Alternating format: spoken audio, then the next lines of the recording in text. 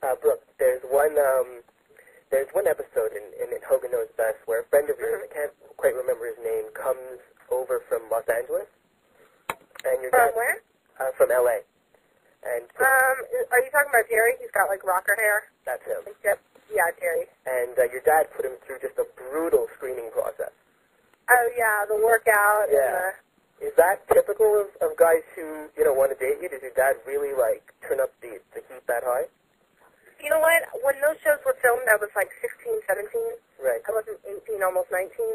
So my dad was, kind of, I think, a little bit more stiff, almost to scare them off so I wouldn't even have a chance at them, Right. Yeah, I remember one time he put a GPS tracker on, I think it was Aaron Carter's car, so he was able to track it was my car. Oh, that was your car. That's what I mean. So he could track, where you were going with Aaron Carter or something, yeah. Yeah.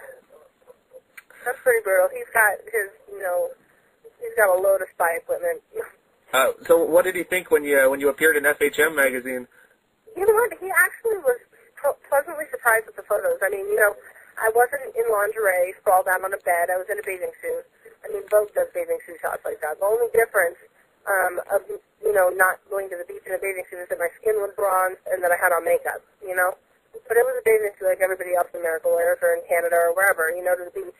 Yeah. So, it wasn't that bad, and I think that the pictures turned out beautiful, and I think that he was expecting it to be a lot more, almost, I think, more on the trashy side, but it wasn't. It was done very, very tastefully, and FHM really worked with us, and we had a great time.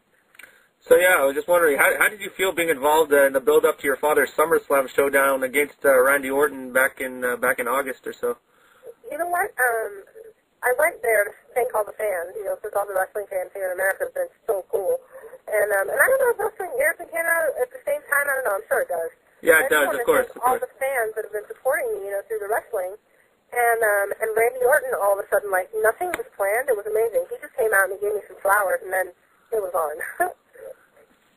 Very cool. There's, do you have any plans of being involved in the business in the future? If you like the fans so much, we'd love to see you back on the show. For the wrestling? Yeah.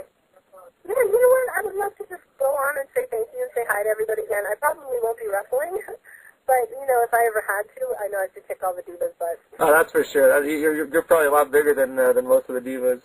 Yeah. You could take them on. Yeah. So, getting back to your music side, who are your musical inspirations? Like I said, my mom raised me on all the 70s music that she was raised on.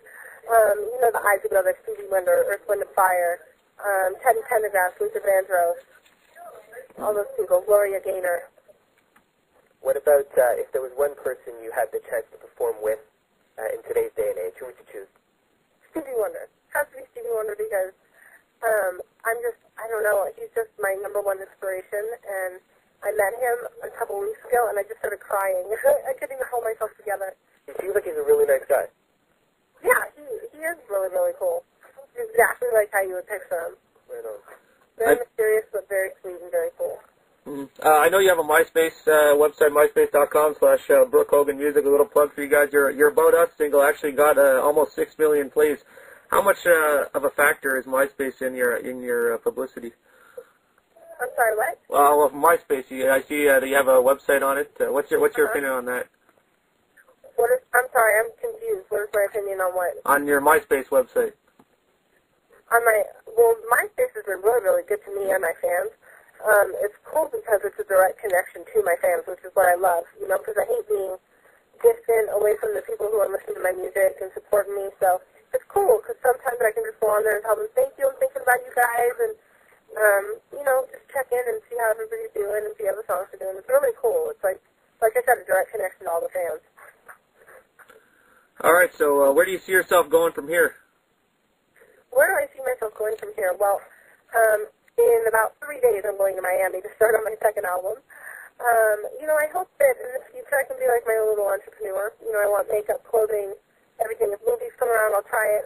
Right now my main focus is music, but I'm not going to ever be afraid to try something new, All right, sounds good. That's been Brooke Hogan right here. Thank you very much for taking the time out of your busy schedule. If you have anything to say, any last words? Thank you.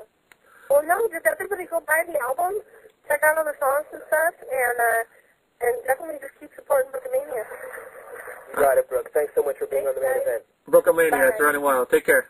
Bye. All right. Yeah.